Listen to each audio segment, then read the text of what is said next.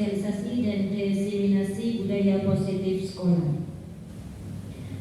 Acara yang akan kita jalani pada siang hari ini, yang pertama adalah pembukaan, yang kedua menyanyikan lagu Indonesia Raya dan Mars Jepara, acara yang ketiga sambutan Kepala Sekolah SDN 1 Bandengan, acara berikutnya pemaparan materi, disusul acara yang keenam diskusi, kemudian refleksi, dan ditutup dengan acara penutup.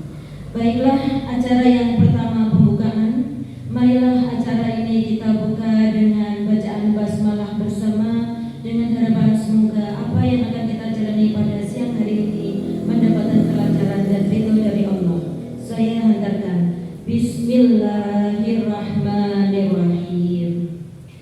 Acara yang kedua yaitu menyanyikan lagu Indonesia Raya dan Mars Jepara. Hadirin dipersilakan berdiri.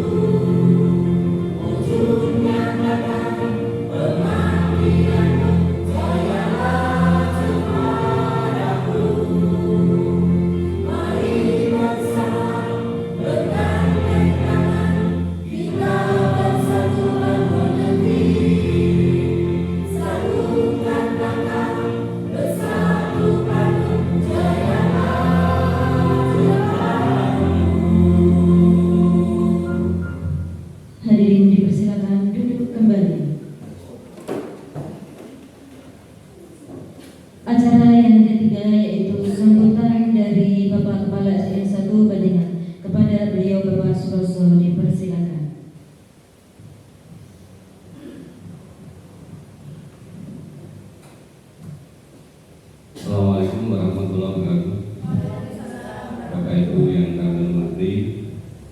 Syukur alhamdulillah kita panjatkan kepada Allah SWT Yang Maha Esa bahwa pada siang hari ini kita dipertemukan di ruangan ini dalam rangka sosialisasi dan diseminasi budaya positif di sekolah dalam keadaan sehat walafiat. Salawat dan salam kita aturkan kepada Junjungan Besar Muhammad SAW.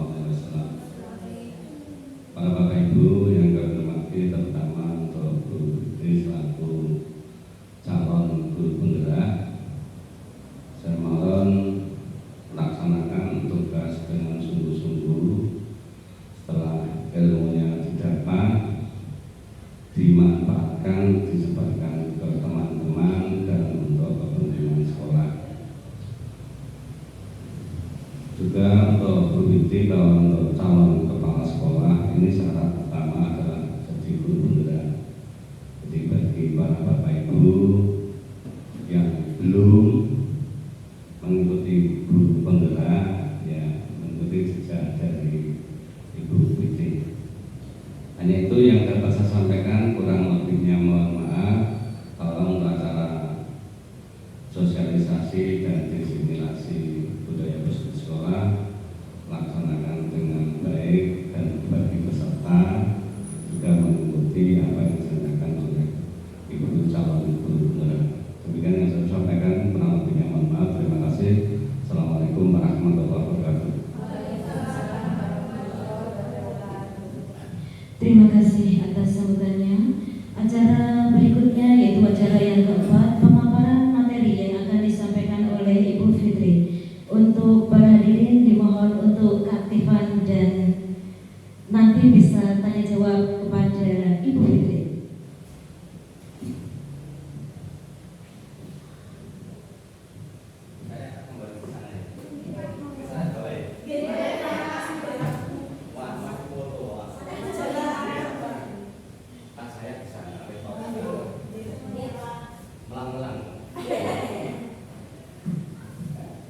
Terima kasih kepada Bu Titik. Assalamualaikum warahmatullahi wabarakatuh. Bapak Ibu yang saya hormati, siang hari ini saya terutama ingin berbagi ilmu, bukan bermaksud apa-apa nih Bapak Ibu, hanya kita sharing-sharing saja seputar dunia pendidikan yang ada di sini. Materi pada siang hari ini yang ingin saya bahas ada 6. Yang pertama, budaya positif, disiplin positif, dan nilai kebajikan universal. Yang kedua, teori motivasi, hukuman, dan penghargaan. Yang ketiga, keyakinan kelas. Yang keempat, kebutuhan dasar manusia dan dunia berkualitas. Yang kelima, 5 posisi kontrol, dan yang terakhir segitiga restitusi. Saya yakin Bapak Ibu guru di sini sudah melaksanakan semua ya. Ya. Lanjut. Nah, di sini sebelum masuk ke materi, di sini saya punya pertanyaan. Yang pertama, hukuman dapat mendisiplinkan anak. Setuju atau tidak? Dia setuju? Oh, tergantung konteks. Ada lagi jawaban lain? Usol? Setuju. Kemudian yang kedua, pemberian hukuman dengan hal positif seperti membaca atau membersihkan halaman sekolah dapat meningkatkan disiplin anak. Setuju atau tidak setuju? Setuju. Bu Titi setuju. Yang lain bagaimana? Setuju. Yang ketiga, memberi penghargaan dapat meningkatkan motivasi belajar anak. Setuju? Ada yang tidak setuju? Setuju ya Pak Saiful, bagaimana? Oh, setuju. Nah, hari ini yang akan kita bahas itu seputar ini Bapak Ibu, disiplin positif di sekolah. Lanjut. Kemudian tujuannya ada 2. Yang pertama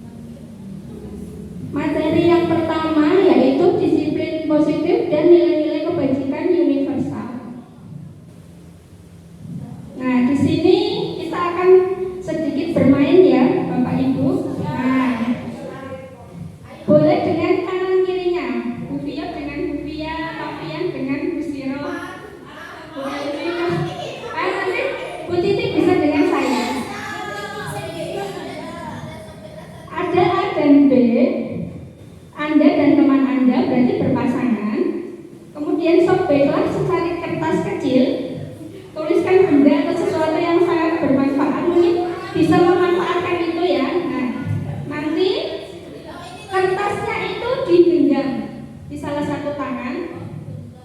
Nah, kemudian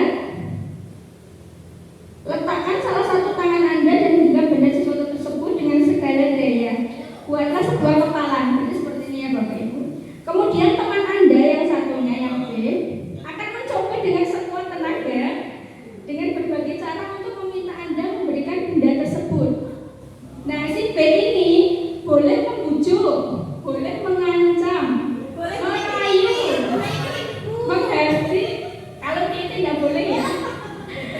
Apa saja dengan segala cara agar mau membuka kepalan tangannya. Monggo dipraktekkan dengan partnernya masing-masing. Ayo bertitik dengan saya.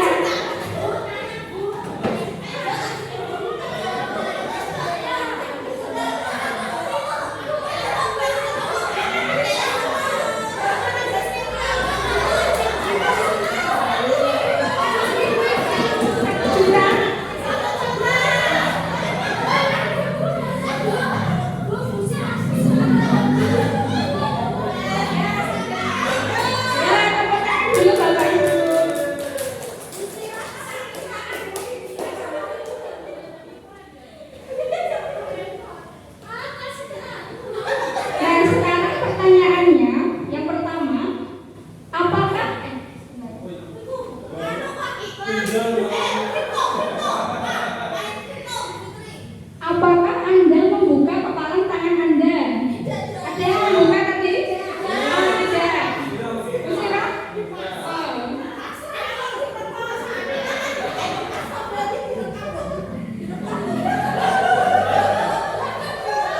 Kemudian yang kedua, mengapa?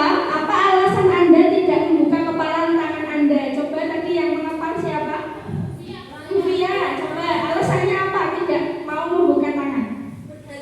Oh, karena sesuatu yang dipegang itu adalah yang sangat berharga. Bu Titi?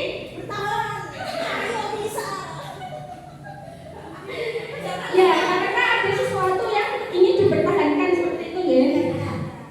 Kemudian yang ketiga, dalam kegiatan ini sesungguhnya siapa yang memegang kendali atau kontrol untuk membuka atau menutup kepalan tangan?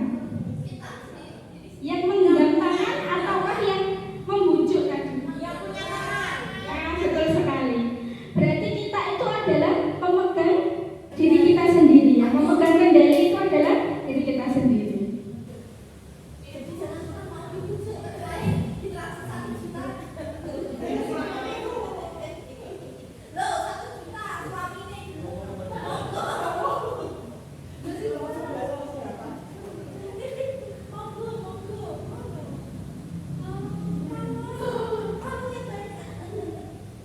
Nah, kemudian di sini kita ilustrasikan ilusi guru mengontrol murid. Nah, pada dasarnya kita tidak dapat memaksa murid untuk berbuat sesuatu jikalau murid tersebut memilih untuk tidak melakukannya.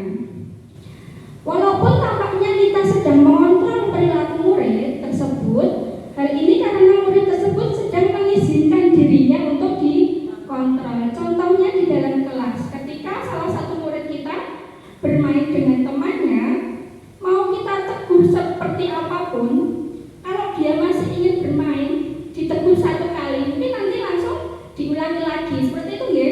Nah, karena dia belum bisa mengontrol dirinya sendiri, seperti itu. Kemudian yang kedua, ilusi bahwa kritik dan membuat orang merasa bersalah dapat menguatkan karakter. Nah, ini yang sering kita lakukan ya, saya sendiri terutama. Menggunakan kritik dan rasa bersalah untuk mengontrol murid akan membuat murid menuju pada identitas gagal. Nah, ini juga ilmu baru buat saya Bapak Ibu.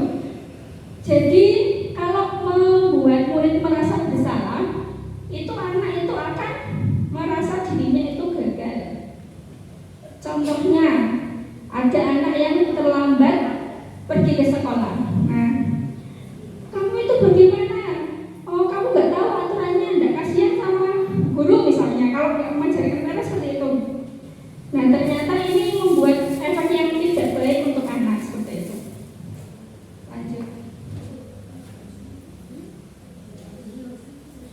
Kemudian ilusi bahwa semua penguatan positif efektif dan bermanfaat.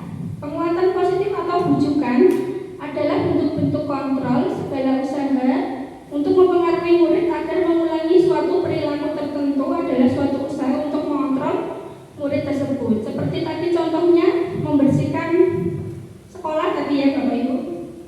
Lanjut. Yang keempat, ilusi bahwa orang dewasa memiliki hak untuk memaksa. Banyak orang dewasa yang percaya bahwa mereka memiliki tanggung jawab untuk membuat murid-murid berbuat hal-hal tertentu. Perilaku memaksa tidak akan efektif untuk jangka waktu panjang dan sebuah hubungan permusuhan akan terbentuk. Ini mungkin sering terjadi di kelas kita ya Bapak Ibu, ketika kita memerintahkan murid untuk melakukan sesuatu, tetapi ternyata murid tersebut itu tidak ingin melakukan dalam jangka waktu beberapa jam atau beberapa menit, itu mereka akan mengulangi lagi.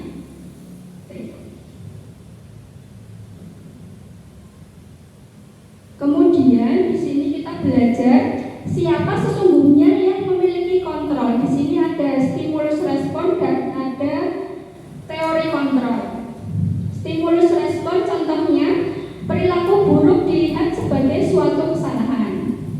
Kalau teori kontrol, semua perilaku memiliki tujuan. Contohnya, siswa mengganggu temannya, dia pasti punya tujuan tertentu yang kita tidak tahu. Yang kedua, saya bisa mengontrol orang lain, Anda tidak bisa mengontrol orang lain. Nah, sebenarnya kita sebagai guru itu tidak bisa mengontrol murid, tetapi muridlah yang bisa mengontrol dirinya sendiri. Yang ketiga, pemaksaan ada pada saat bujukan gagal. Kalau dibujuk tidak mau, seperti tadi ya Bapak Ibu, tidak mau dibujuk, akhirnya dipaksa tadi seperti Pak Saiful dengan Yusirau ya. Kalau teori kontrol, kolaborasi dan konsensus menciptakan pilihan-pilihan baru. Nah, jadi nanti ada pilihan-pilihan baru. Yang kelima, model berpikir menang atau kalah. Model berpikir menang-menang. Nah, jadi semua menang kalau di teori kontrol.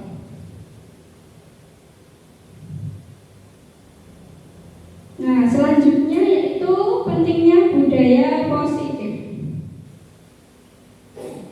Di sini menurut standar nasional pendidikan, lingkungan yang positif sangat diperlukan agar pembelajaran yang dapat berjalan dengan baik. Kemudian lingkungan yang positif dapat mewujudkan pembelajaran yang berpihak pada murid. SMP pasal 12 dan pasal 10 ayat 2. Kemudian ini ada pelaksanaan pembelajaran sebagaimana dimaksud dalam pasal 10 ayat 2 huruf B. Ada interaktif, inspiratif, menyenangkan, menantang, memotivasi peserta didik untuk berpartisipasi aktif dan memberikan ruang yang cukup bagi prakarsa, kreativitas, kemandirian sesuai dengan bakat, minat, dan perkembangan fisik serta psikologis peserta didik. Lanjut. Nah, ini yang akan kita bahas ya. Budaya positif itu adalah nilai-nilai, keyakinan, dan kebiasaan yang dilaksanakan di sekolah yang berpihak pada murid agar murid dapat berkembang menjadi pribadi yang bernalar kritis, berkomitmen, integritas, disiplin, penuh hormat, dan bertanggung jawab sesuai dengan kodrat alam dan kodrat zamannya. Lanjut.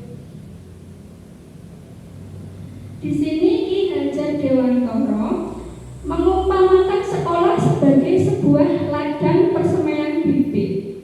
Agar bibit bisa berkembang secara maksimal, maka petani dapat memperbaiki kondisi tanah, memelihara bibit tanaman, memberi pupuk, air, membasmi ulat atau jamur-jamur yang mengganggu hidup bibit tanaman, dan lain sebagainya. Nah, dari uraian tersebut, kita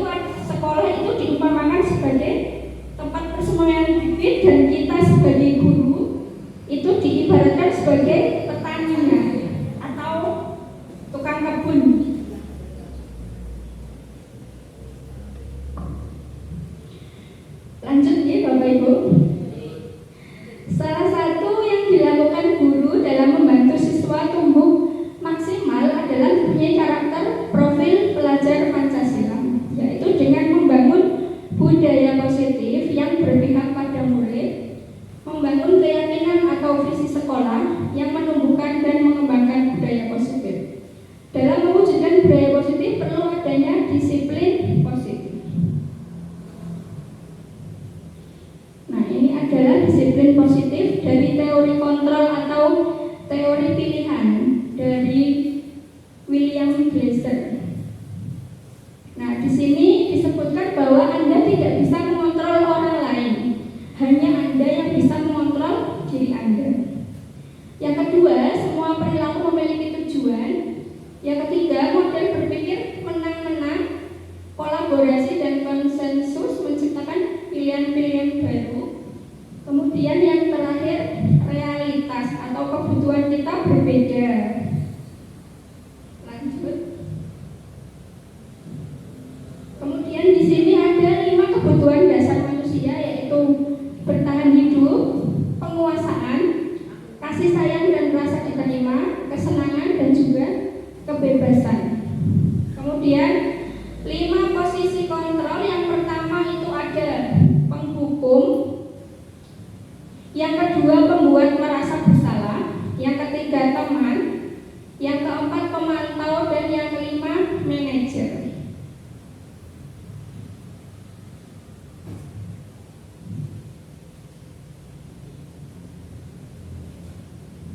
Tujuan dari disiplin positif itu adalah menanamkan motivasi pada murid-murid kita untuk menjadi orang yang mereka inginkan dan menghargai diri sendiri dengan nilai-nilai yang mereka percaya.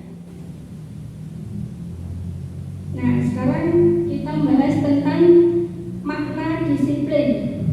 Ada yang ingin mengungkapkan pendapatnya?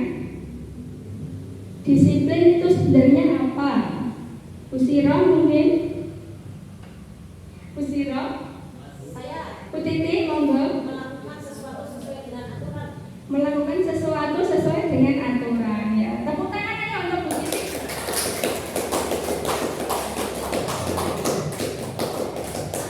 Ada lagi Bapak Ibu? Lanjut ya.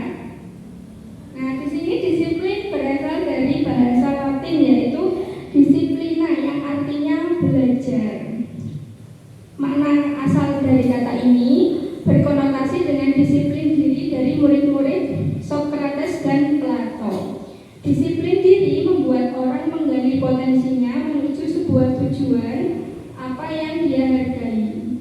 Namun budaya kita, makna kata disiplin telah berubah menjadi sesuatu yang dilakukan seseorang pada orang lain untuk mendapatkan kepatuhan.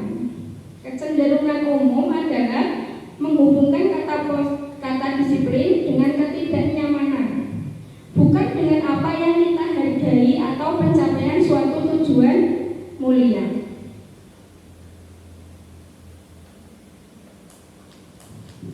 Kemudian Ki Hajar Dewantara menyatakan bahwa untuk mewujudkan murid yang merdeka, murid harus memiliki disiplin yang kuat, yang berasal dari dirinya ataupun berasal dari luar diri.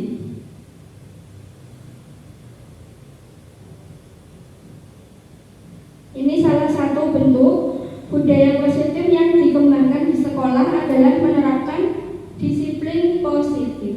Disiplin positif adalah disiplin tanpa ancaman ataupun tanpa hukuman. Penerapan disiplin positif dapat meningkatkan kesadaran siswa dalam membentuk karakter positif. Disiplin positif dapat dibuat melalui kesepakatan antara guru dan murid agar murid merasa terlibat dan bertanggung jawab dalam menjalankan disiplin tersebut. Sudahkah kita melaksanakan ini, Bapak Ibu? Dalam proses, ya, tidak apa-apa.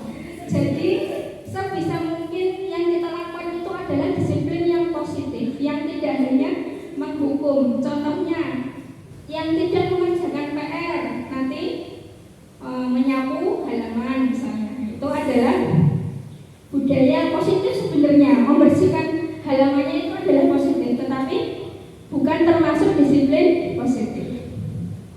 Sudah ada gambaran Pak Ipul? Praktek langsung. Kemudian disiplin positif menumbuhkan motivasi internal dalam diri siswa untuk mencapai tujuan dan nilai-nilai yang diinginkannya sendiri, bukan menggunakan motivasi eksternal seperti ancaman, hukuman, reward atau penghargaan maupun pujian dari orang lain. Selama ini kita kan misalnya anak menjawab dengan benar seperti itu ya, langsung dikasih bintang, dikasih plus. Seperti saya dulu juga masih seperti itu, Bapak Ibu, itu masih yang jawab betul tak kasih bintang. Ternyata selama ini kurang tepat, karena itu bukan motivasi dari dalam, tapi dari gurunya, dari eksternal. Nah, nanti ketika kita tidak mengajar ataupun ganti guru, anak itu langsung kembali lagi kepada awalnya tadi. Nah, tugas kita ini nanti adalah memunculkan atau menumbuhkan motivasi internal yang ada dalam diri siswa-siswa kita. Disiplin positif memang bukan hal yang mudah dilakukan, namun bukan berarti mustahil. Kita hanya memerlukan penguasaan emosi yang baik serta konsistensi dalam menjalankannya, serta menjadi model yang baik bagi siswa. Nah, ini yang paling penting menurut saya, menjadi model yang baik bagi siswa. Kalau kita mendisiplinkan anak, kalau kita sendiri tidak disiplin, apakah anak-anak kita akan manut atau nurut kepada kita? Contohnya datang tepat waktu saja. Loh, ibu gurunya saja terlambat misalnya. Lah, kalau anaknya terlambat, nanti dimarahi. Kan itu namanya tidak bisa menjadi contoh yang baik. Kemudian harapannya di masa depan siswa kita akan menjadi lebih mandiri dan memiliki integritas dalam setiap hal yang dilakukannya. Materi selanjutnya yaitu nilai-nilai kebajikan universal. Materi kedua ini kalau tidak salah. Mengajarkan nilai-nilai kebajikan merupakan hal kunci yang perlu diajarkan kepada murid-murid kita. Diana Gosen tahun 1998 berpendapat jika kita ingin memotivasi intrinsik dari dalam diri seseorang, maka tumbuhkanlah pemahaman terhadap nilai-nilai kebajikan universal. Nilai-nilai kebajikan adalah sifat-sifat positif manusia yang merupakan tujuan mulia yang ingin dicapai setiap individu. Nilai-nilai tersebut bersifat universal dan lintas bahasa, suku bangsa, agama maupun latar belakang. Mungkin ada yang bantu saya di sini, Bu. Biar saya ganti posisi di sini.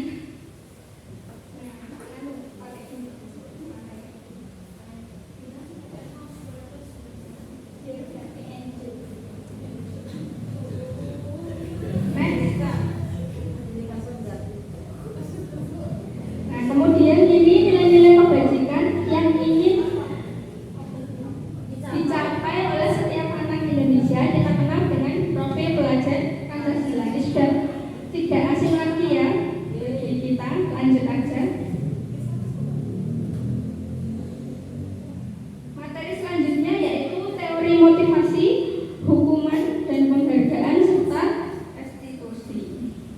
Lanjut.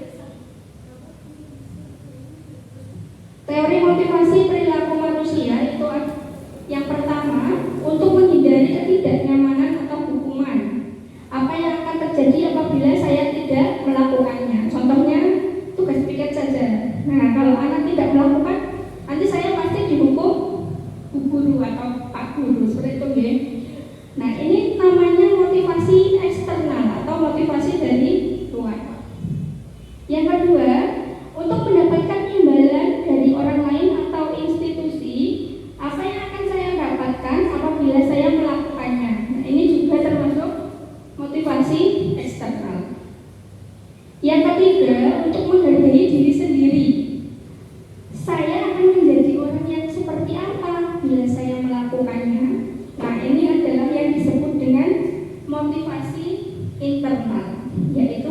tujuan dari disiplin positif.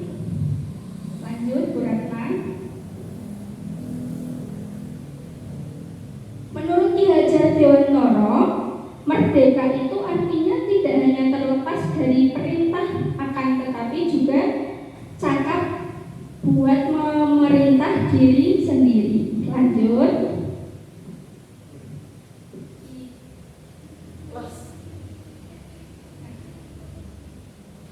Di sini saya punya contoh identitas gagal dan juga identitas sukses. Yang gagal dulu, sesuatu yang menyakitkan harus terjadi. Kemudian kalau konsekuensi itu sesuatu harus terjadi. Kalau restitusi merupakan pilihan. Kemudian kalau hukuman itu tidak nyaman untuk murid atau anak untuk jangka waktu panjang. Kalau konsekuensi tidak nyaman untuk murid atau anak untuk jangka waktu pendek. Kemudian kalau restitusi menguatkan untuk murid atau anak dalam jangka waktu panjang. Kemudian korban mendapatkan keadilan. Kalau konsekuensi korban bisa diabaikan, restitusi korban mendapatkan ganti. Yang terakhir, murid atau anak akan tersakiti. Itu adalah hukuman. Kalau konsekuensi murid atau anak dibuat tidak nyaman, restitusi murid atau anak mendapatkan penguatan.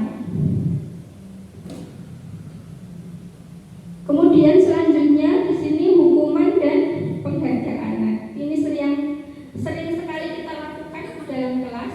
Penghargaan maupun hukuman adalah cara-cara mengontrol perilaku seseorang yang dapat menghancurkan untuk pembelajaran yang sesungguhnya. Kata-katanya sangat menombok ya, menghancurkan. Nah, ternyata selama ini saya juga salah. Yang pertama, pengaruh jangka pendek dan jangka panjang. Yang kedua, mengurangi ketepatan. Yang ketiga, tidak efektif. Yang keempat, merusak hubungan. Yang kelima, menurunkan menurunkan kualitas. Yang keenam, mengurangi motivasi intrinsi. Nah, di sini kita akan membahas tentang hukuman atau konsekuensi. Tadi sudah kita bahas bedanya nih Bapak Ibu. Next. Nah, di sini ada 1, 2, 3, 4, 5, 6, 7. Mari kita bedakan satu-satu. Manakah yang hukuman, mana yang konsekuensi. Yang pertama, mencatat 100 kali di dalam buku kalimat, saya tidak akan terlambat lagi karena terlambat ke sekolah. Menurut Bapak Ibu, ini hukuman atau konsekuensi? Hukuman.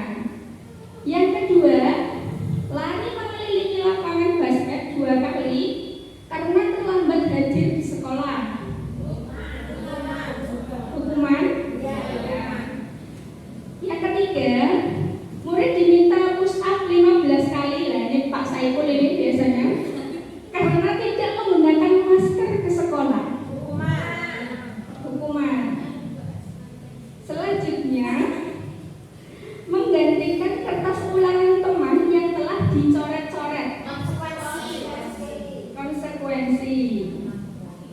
Lanjut, membersihkan tumpahan air di meja tulis karena tersenggol pada saat belajar. Konsekuensi. Pinter-pinter semua nih.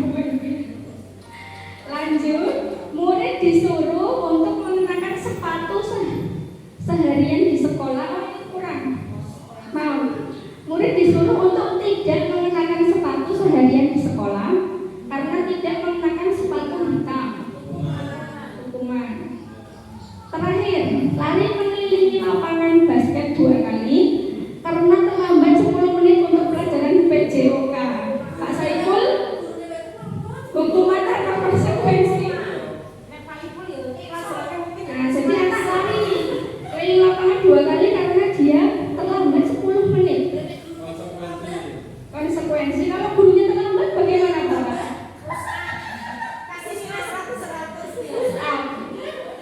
Nah, sekarang kita lihat jawabannya. Next.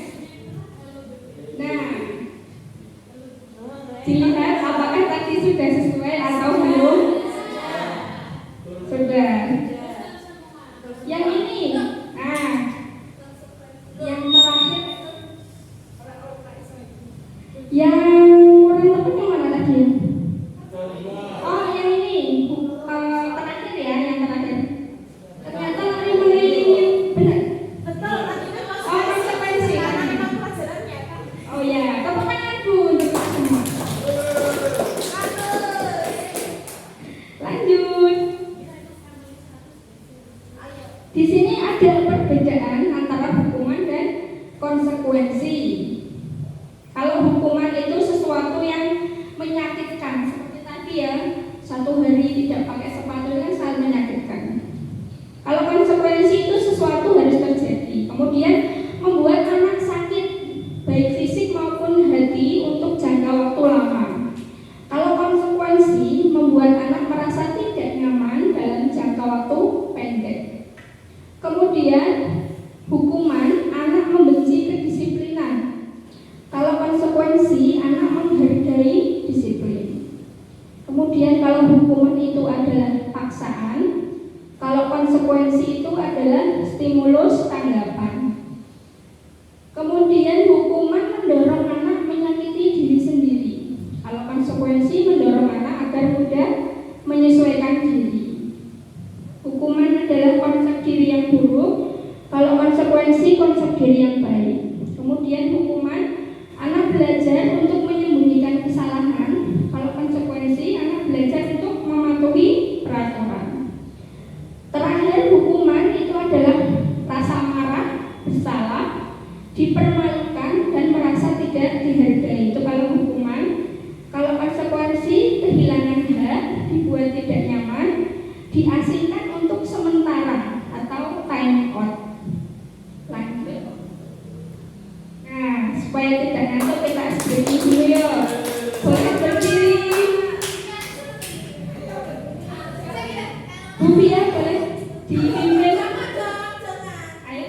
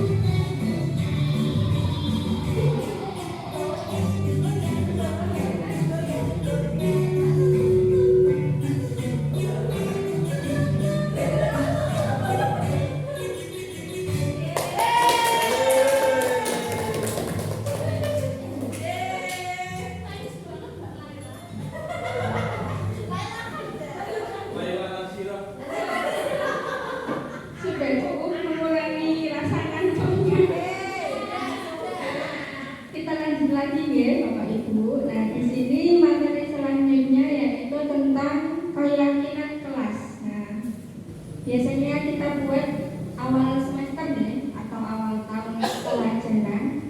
Next.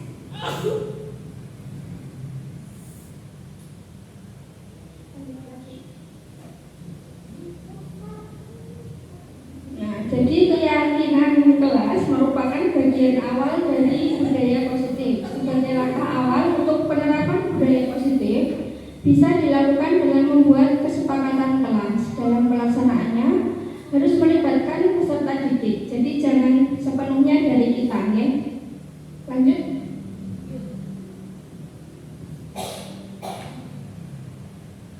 Keyakinan kelas itu adalah keyakinan bersama yang berisi nilai-nilai yang dikerjakan, kemudian dengan sadar dan tanpa paksaan disepakati oleh seluruh anggota kelas untuk menciptakan budaya positif di sekolah. Sudah melakukan semua ini Bapak Ibu? Sudah ya? Sudah sambung sudah? Sudah, sip. Kemudian mengapa harus keyakinan kelas? Mengapa bukan peraturan kelas? Nah, di sini ternyata berbeda dari budaya keyakinan dengan peraturan. Jadi keyakinan itu untuk mendukung motivasi diri atau intrinsik, kembali ke nilai-nilai atau keyakinan pada diri seseorang, karena keyakinan tadi lebih menggerakkan seseorang daripada sekedar mengikuti peraturan-peraturan.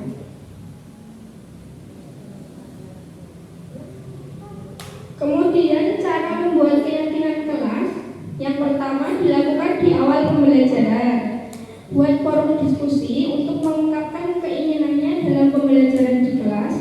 Peserta didik menuliskan harapannya pada kertas, kelompokkan nilai-nilai positif yang serupa. Lanjut.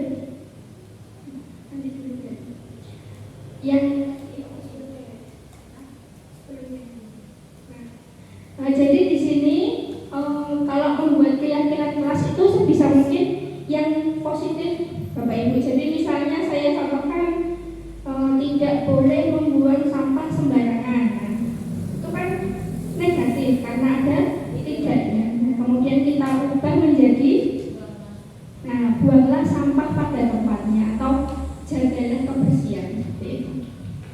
Lanjut.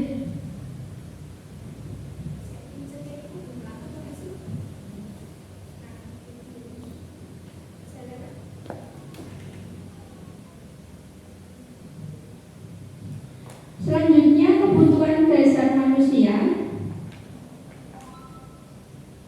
Di sini ada 5, 1, 2, 3, 4, 5. Yang pertama ada kasih sayang dan rasa diterima, kebebasan, kesenangan, penguasaan dan bertahan hidup. Lanjut.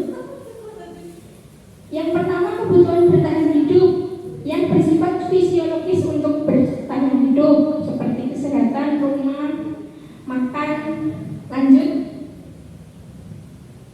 Yang kedua kebutuhan kasih sayang dan rasa diterima atau kebutuhan untuk diterima.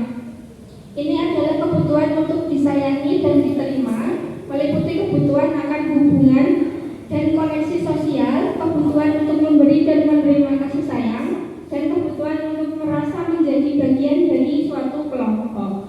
Kebutuhan ini juga meliputi keinginan untuk tetap terhubung dengan orang lain seperti teman, keluarga, pasangan hidup, teman kerja, binatang peliharaan, dan kelompok di mana kita tergabung. Yang ketiga, kebutuhan penguasaan atau kebutuhan pengakuan atas kemampuan. Kebutuhan ini berhubungan dengan kekuatan untuk mencapai sesuatu, menjadi kompeten, menjadi terampil, diakui atas prestasi dan keterampilan kita, didengarkan dan memiliki rasa harga diri. Kebutuhan ini meliputi keinginan untuk dianggap berharga, bisa membuat perbedaan, bisa membuat pencapaian, kompeten, diakui dan dihormati. Yang keempat, kebutuhan kebebasan atau kebutuhan akan pilihan, yaitu kebutuhan kemandirian, otonomi, memiliki pilihan dan mampu mengendalikan arah hidup seseorang. Anak-anak dengan kebutuhan kebebasan yang tinggi menginginkan pilihan mereka perlu banyak bergerak, suka coba-coba, tidak terlalu terpengaruh orang lain dan senang mencoba hal baru dan menarik. Yang kelima, kebutuhan kesenangan, yaitu kebutuhan untuk mencari kesenangan, bermain dan tertawa. Bayangkan hidup tanpa kenikmatan apapun betapa menyedihkan. Belasan menghubungkan kebutuhan akan kesenangan dengan belajar. Anak-anak dengan kebutuhan dasar kesenangan yang tinggi biasanya ingin menikmati apa yang dilakukan. Mereka juga bisa berkonsentrasi tinggi saat mengerjakan hal yang disenangi. Lanjut. Materi selanjutnya yaitu 5 posisi kontrol. Lanjut. Yang pertama, penghukum. Seorang penghukum bisa menggunakan hukuman fisik maupun verbal. Orang-orang yang menjalankan posisi penghukum senantiasa mengatakan bahwa sekolah memerlukan sistem atau alat yang dapat lebih menekan murid lebih dalam lagi. Kemudian yang kedua, pembuat merasa bersalah. Pada posisi ini, biasanya guru akan bersuara lebih lembut. Pembuat rasa bersalah akan menggunakan keheningan yang membuat orang lain merasa tidak nyaman, bersalah, atau rendah diri. Yang ketiga, teman. Guru pada posisi ini tidak akan menyakiti murid, namun akan tetap berupaya mengontrol murid melalui persuasi. Posisi teman pada guru bisa negatif ataupun positif. Kemudian yang keempat, pemantau. Pemantau berarti mengawasi. Pada saat kita mengawasi, kita bertanggung jawab atas perilaku orang-orang yang kita awasi. Posisi pemantau berdasarkan pada peraturan-peraturan dan konsekuensi. Dengan menggunakan sanksi atau konsekuensi, kita dapat memisahkan hubungan pribadi kita dengan murid sebagai seseorang yang menjalankan posisi pemantau. Kemudian posisi terakhir yaitu manajer.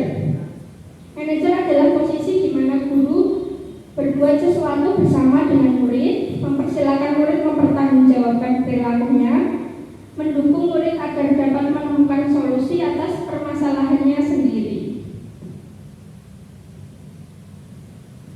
Nah, ini ada satu kasus panjang sekali ya ini. Pertanyaannya itu posisi kontrol apa yang telah dipraktikkan oleh kepala sekolah. Saya bacakan ya.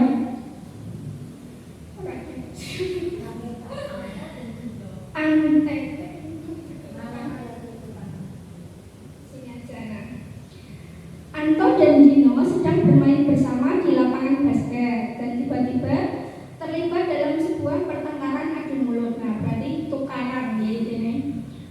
Dino pun menjadi emosi dan mengadakan kontak fisik, menarik kemeja Anto dengan kasar sampai 3 kancingnya terlepas. Pada saat itu, guru piket langsung melerai mereka dan membawa mereka ke ruang kepala sekolah. Ibu Suti sebagai kepala sekolah berupaya menenangkan keduanya, terutama Dino.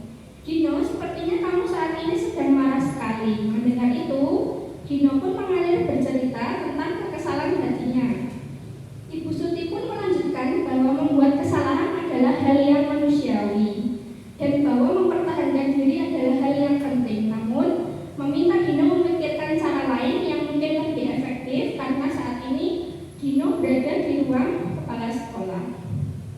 Kemudian Ibu Suti melanjutkan bertanya tentang keyakinan sekolah yang disepakati serta apakah Dino bersedia memperbaiki kesalahan yang telah dilakukan terhadap Anto. Dino pun akhirnya perlahan mengangguk. Kemudian Ibu Suti balik bertanya kepada Anto, hal apa yang bisa dilakukan Dino untuk memperbaiki masalah. Anto menjawab, saya perlu kancing saya diperbaiki, Bu. Ibu saya akan sangat marah kalau melihat kancing baju saya sampai copot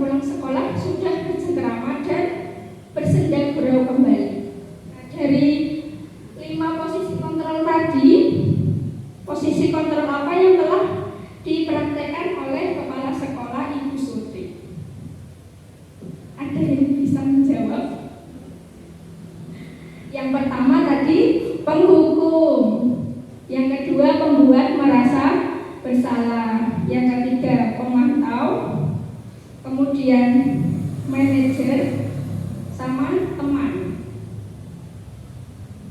Ada yang bisa menjawab?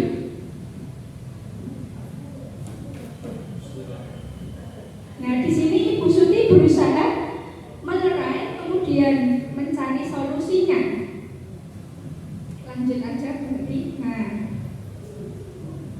di sini Ibu Suti berperan sebagai manajer karena Bu Suti tidak memberikan hukuman, tidak membuat orang merasa bersalah, namun Bu Suti menenangkan keduanya, mempersilahkan murid bercerita terkait masalah dan mengajak memperbaiki masalahnya, serta mengajak murid untuk menganalisis kebutuhan dirinya maupun kebutuhan orang lain.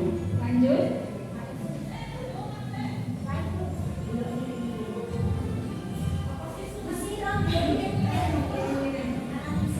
Lanjut, selanjutnya yang terakhir ini Bapak Ibu, segitiga restitusi. Lanjut.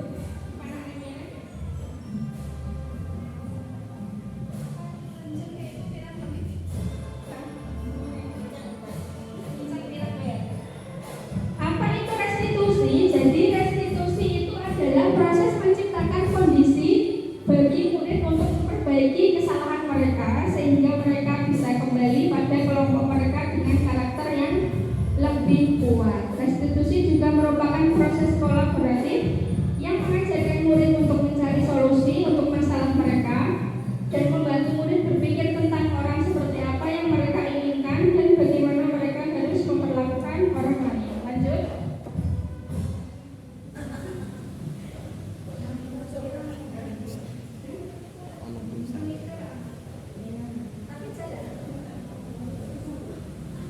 Ya wes, lanjut aja.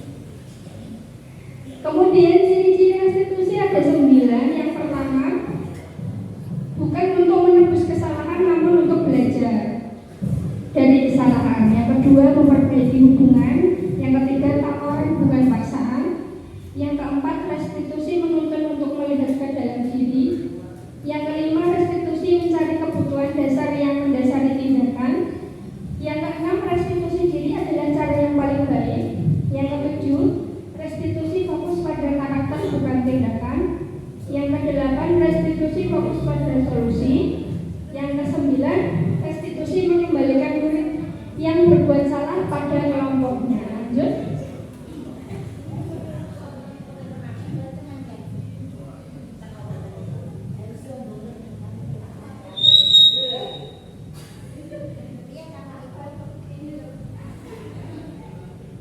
Kemudian di sini ada pernyataan dan siapa yang mengatakan. Yang pertama, saya kecewa sekali dengan kamu. Nah, ini termasuk dalam posisi kontrol membuat orang merasa bersalah.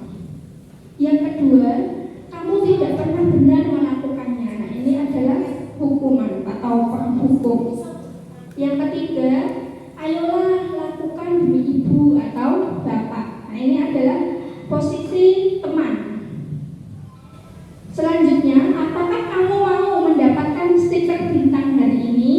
Nah, ini sebagai pemantau. Kemudian, bagaimana kamu bisa menyelesaikan masalah ini? Ini adalah posisi manajer. Terakhir, kamu selalu yang paling terakhir ini adalah penghukum. Sebagai posisi apakah kita selama ini di kelas? Oh, tidak punya. Nah, ini adalah segitiga restitusi. Yang pertama yaitu menstabilkan identitas. Itu adalah langkah yang pertama. Yang kedua yaitu menanyakan keyakinan. Dan yang ketiga yaitu memvalidasi tindakan yang salah. Kembali nih, mohon maaf. Jadi yang pertama itu menstabilkan identitas. Yang kedua, validasi tindakan yang salah. Dan yang ketiga, menanyakan keyakinan. Lanjut. Yang pertama, menstabilkan identitas. Guru berkata, berbuat salah itu hal yang manusiawi. Tidak ada manusia yang sempurna. Contohnya seperti itu. Lanjut. Yang kedua, validasi tindakan yang salah. Contohnya, bisa saja melakukan hal yang lebih buruk, tapi kamu tidak melakukannya kan? Yang kedua, kamu pasti punya alasan mengapa melakukannya. Yang ketiga, apa yang penting bagi kamu. Lanjut. Yang ketiga, menanyakan keyakinan. Guru berkata, apa nilai yang kita percaya di kelas atau sekolah kita? Nilai-nilai universal apa yang telah kita sepakati?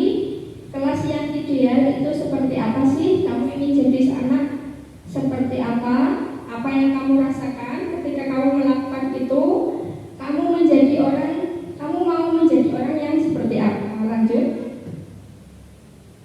Nah, di sini pemaparan dari saya sudah selesai ya Bapak Ibu. Apabila ada unek-unek mau diungkapkan, jika ada pertanyaan silakan disampaikan. Lanjut. Ada pertanyaan Bapak Ibu? Tidak? Lanjut.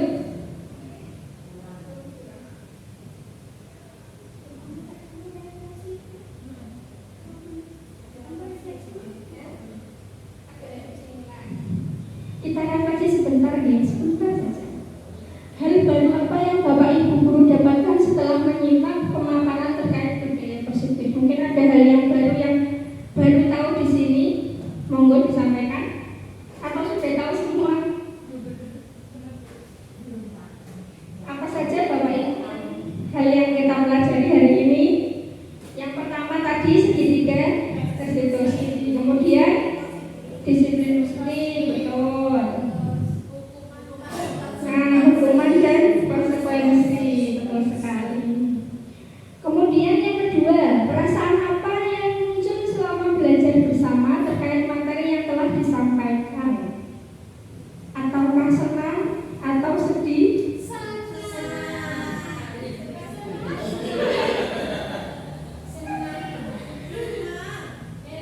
Semangat ya Bapak Ibu. Yang ketiga, sebagai seorang guru, posisi kontrol manakah yang sudah Bapak Ibu lakukan selama ini? Jadi penghukum kah? Jadi teman? Manajer? Jadi dari 5 posisi kontrol itu yang paling ideal itu adalah posisi manajer tadi yang sudah dilakukan oleh Ibu Suti. Jadi tidak menghukum tetapi mencari solusi. Lanjut. Saya akan menjadi guru yang seperti apakah setelah mengikuti desiminasi budaya positif di sekolah? Oh, seperti Bu Suti ya, betul sekali. Jadi kita sebisa mungkin memposisikan diri sebagai manajer. Jangan hanya sebagai penghukum. Penghukum itu memang bagus dan instan, tapi efeknya akan tidak baik untuk anak-anak, betul sekali. Sekian pemaparan materi dari saya. Apabila ada kata-kata yang kurang berkenan bagi Bapak Ibu semua, mohon dimaafkan. Wassalamualaikum warahmatullahi wabarakatuh.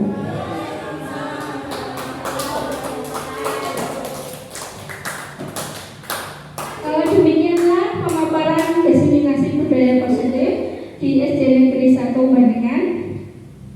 Marilah kita tutup acara pada siang hari ini dengan bacaan hamdalah bersama-sama.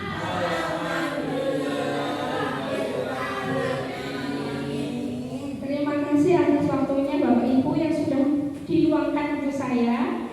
Wassalamualaikum warahmatullahi wabarakatuh.